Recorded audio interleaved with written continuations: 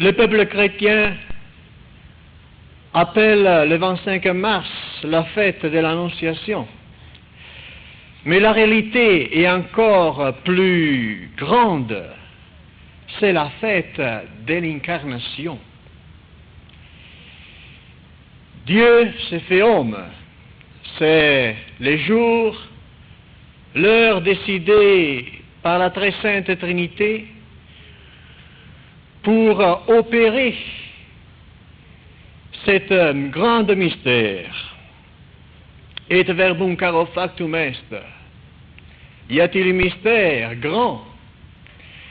Y a-t-il une chute de la part de Dieu plus grande que celle de se faire homme? Dieu s'est fait homme. Et comment? Eh bien, je vous l'anticipe tout de suite. En fécondant une femme. Oui.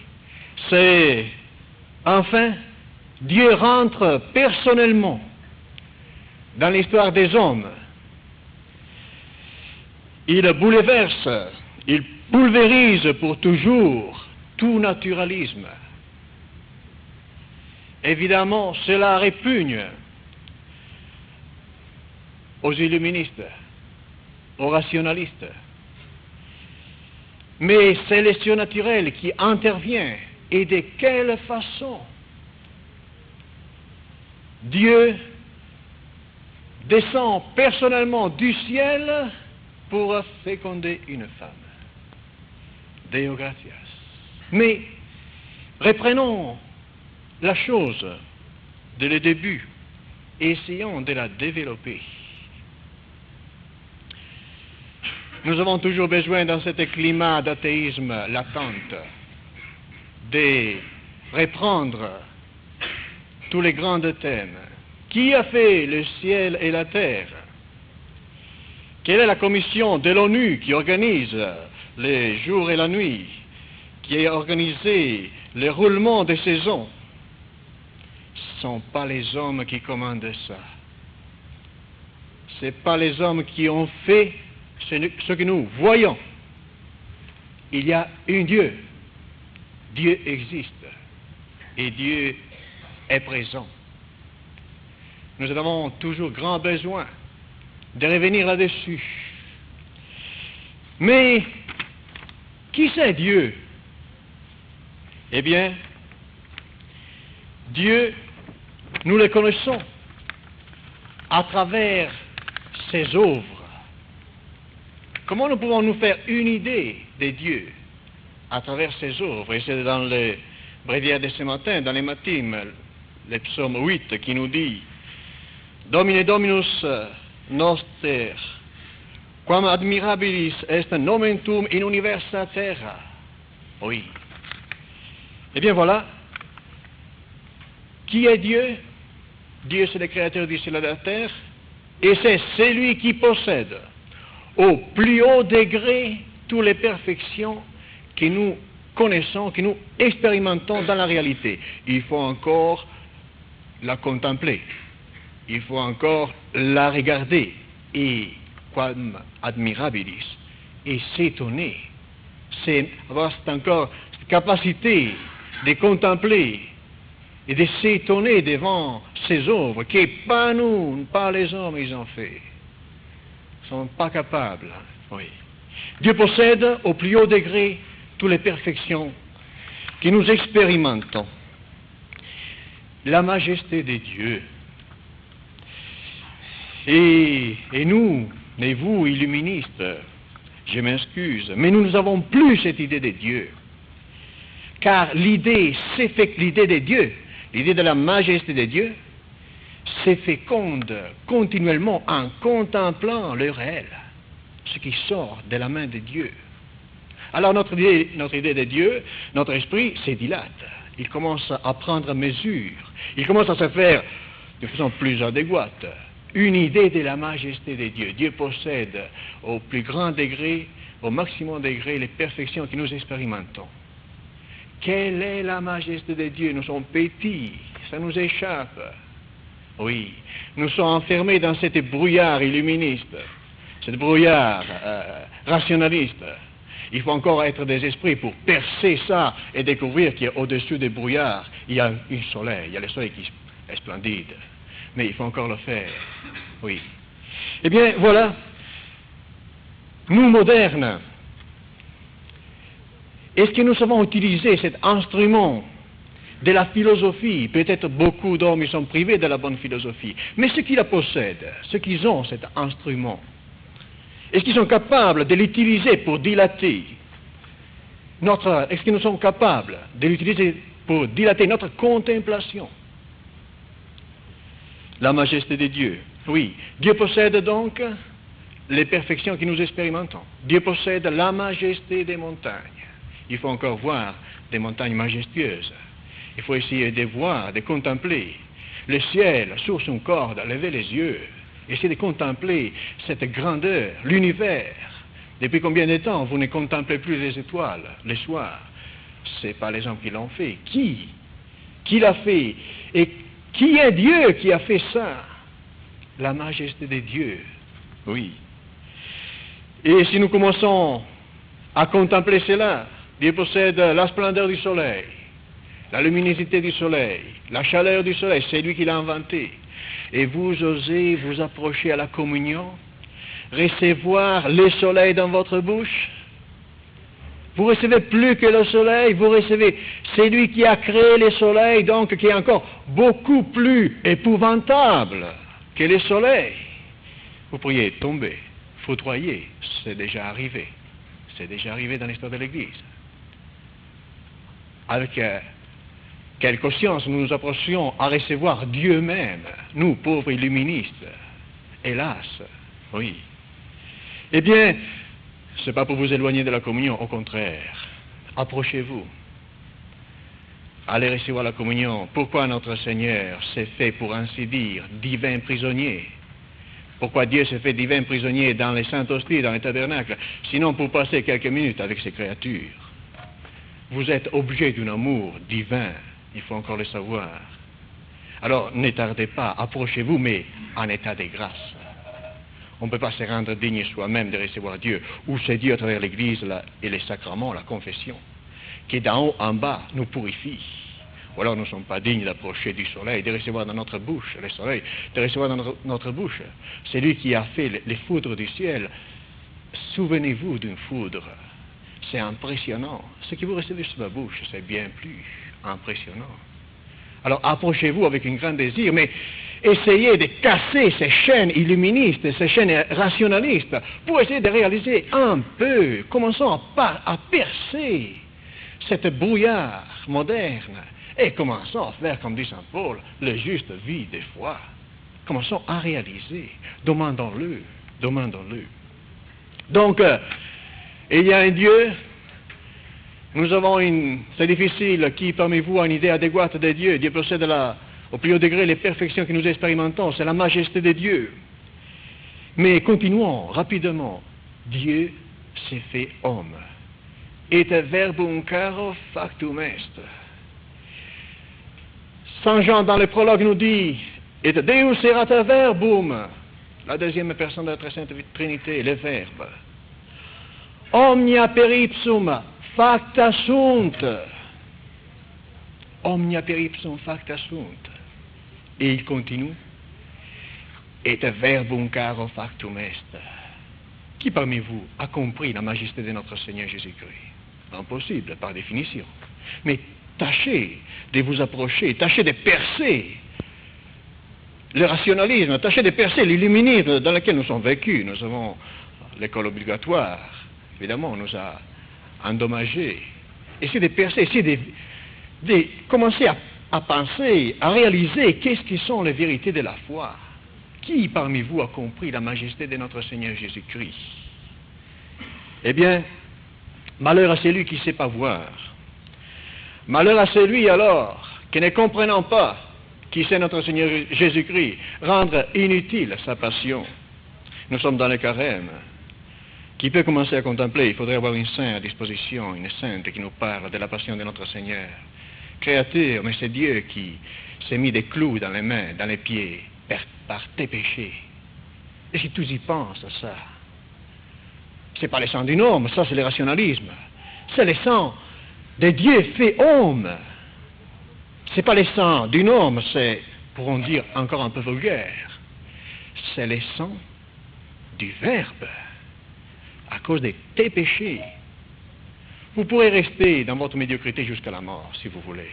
Mais après la mort s'ouvriront les yeux et vous commencerez à réaliser ces dimensions, ces mesures, les mesures de la foi. Mais continuons. Quel culte alors évidemment majestueux doit rendre notre fraternité à notre Seigneur Jésus-Christ, notre fraternité qui a la grâce de posséder la vérité. Mais probablement nous possédons des clés d'or, mais nous ne savons pas les utiliser. Ô Sainte Vierge, faites qu'il vienne les jours où ces créatures, ces futurs prêtres, soient capables d'utiliser les clés d'or que vous avez consignées à l'Église. Pourquoi nous ne nous convertissons plus? Parce que nous sommes dépositaires de la vérité. Mais comment nous sommes pénétrés de la vérité? Hélas, il faut encore que l'Esprit Saint nous pousse. Demandons cette grâce. C'est le rôle de notre fraternité.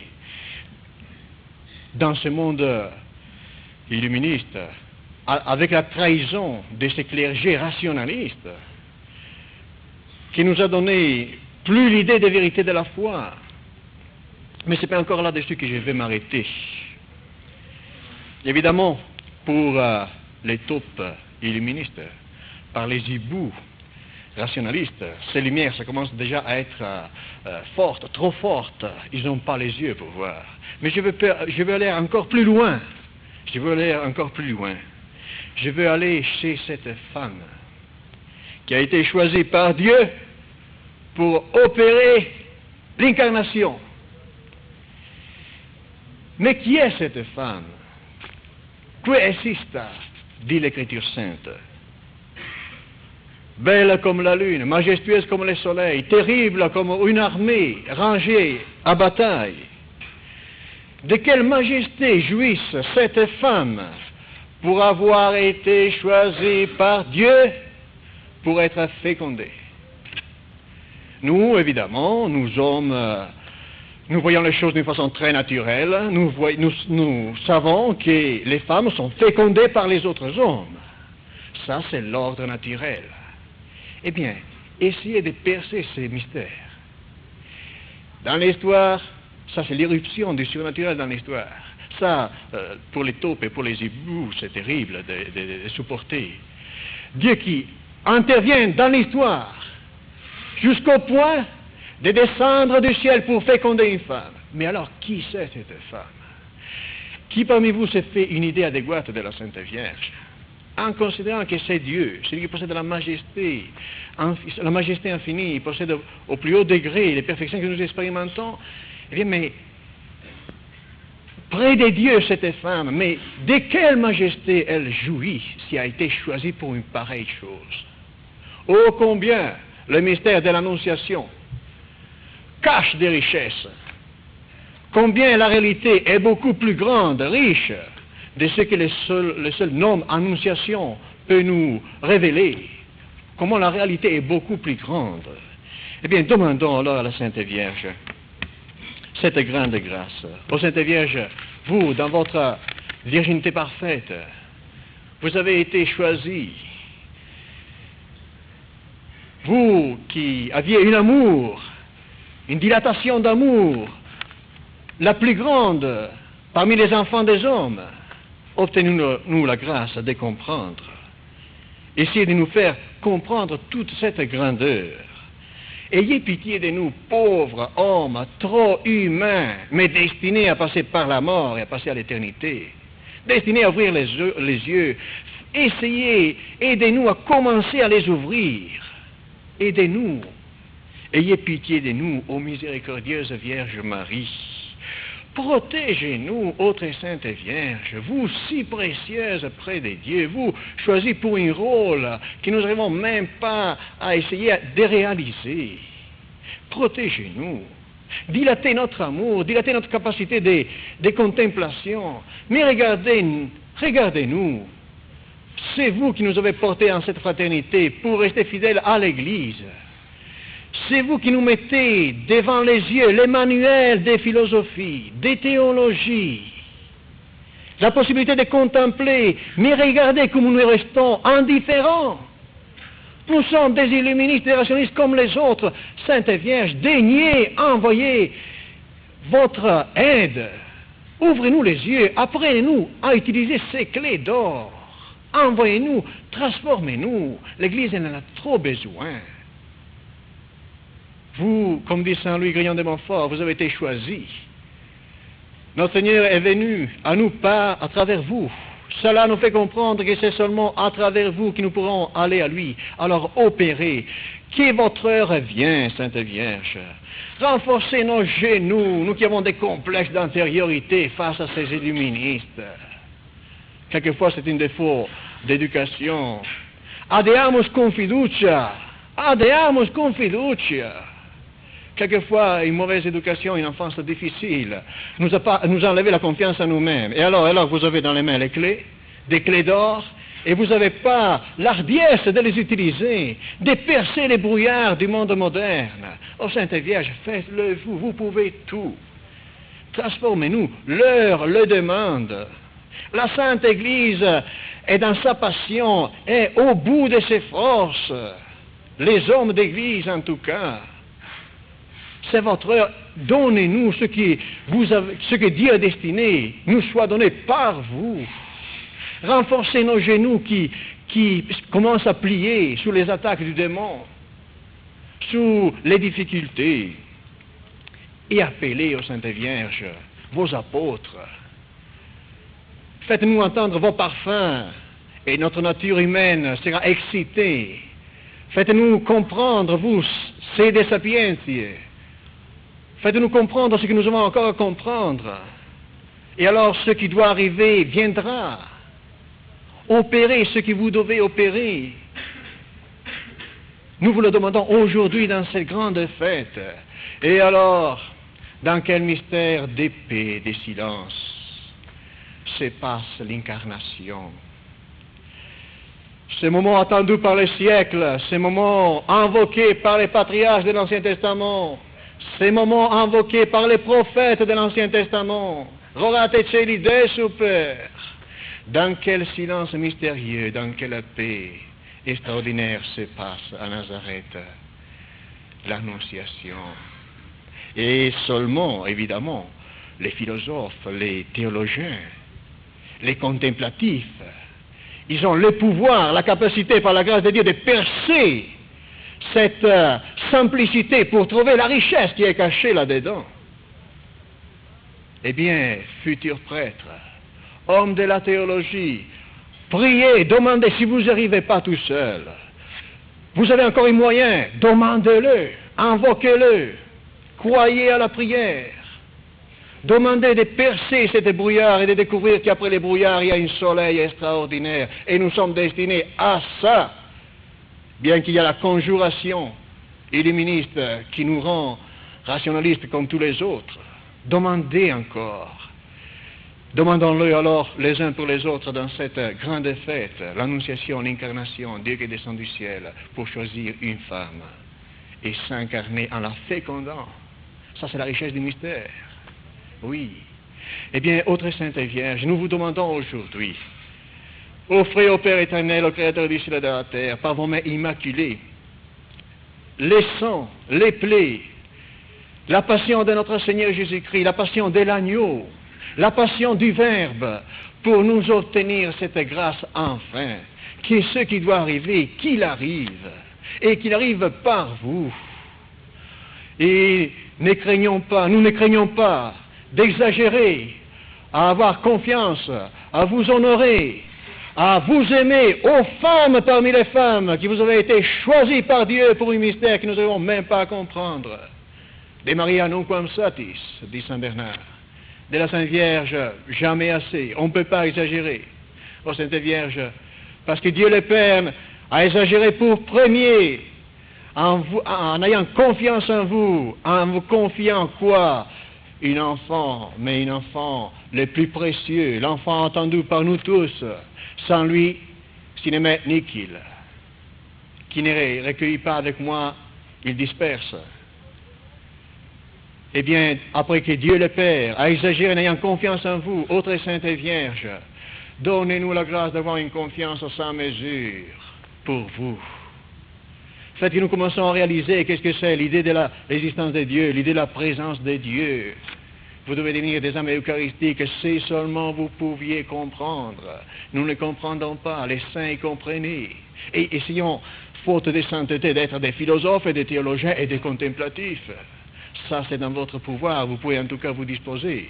Malheur à vous si vous passez votre unique existence en ayant des clés d'or, des pouvoirs surnaturels entre les mains, futurs prêtres, des pouvoirs épouvantables, et n'ayant pas réalisé ce qui vous a été confié. Cette médiocrité sera châtiée au moment de la mort, dans laquelle l'âme passe et commence à voir. Ô très Sainte Vierge, donne-nous la grâce de réaliser cette idée de l'existence de Dieu, cette idée de la présence de Dieu, cette idée de la majesté de Dieu. Ô notre Seigneur Jésus-Christ, parce qu'il a été écrit, demandez et vous obtiendrez. Ô très Sainte Vierge, obtenez-nous cela. Parce que notre Seigneur Jésus-Christ a exagéré, lui le Verbe pour premier, en vous honorant. Il a exagéré, il vous a honoré à tel point, vous, femmes de notre race humaine. Lui, Dieu, une distance infinie. Il a exagéré en vous honorant, en vous choisissant pour maman. Qui peut dire autant? Qui peut dire autant? Seulement vous, ô Sainte Vierge, obtenez-nous cette grâce. Et parce que Dieu, Esprit Saint, a exagéré pour premier en vous aimant, obtenez-nous cette grâce de vous aimer sans limite. L'Esprit Saint, il a exagéré en vous choisissant comme épouse, en nous indiquant qu'il n'y a rien de plus aimable que vous. Eh bien, obtenez-nous cette grâce. Et obtenez-nous la grâce. Venez écraser la tête du serpent qui nous fait tellement du mal, qui nous trompe tellement. Et alors, et enfin, un jour, venez, ô Sainte Vierge, ô Immaculée, notre bonheur, venez nous prendre parce que nous puissions un jour, enfin, vous contempler au ciel, ainsi soit-il, au nom du Père et du Fils et du Saint-Esprit, ainsi soit-il.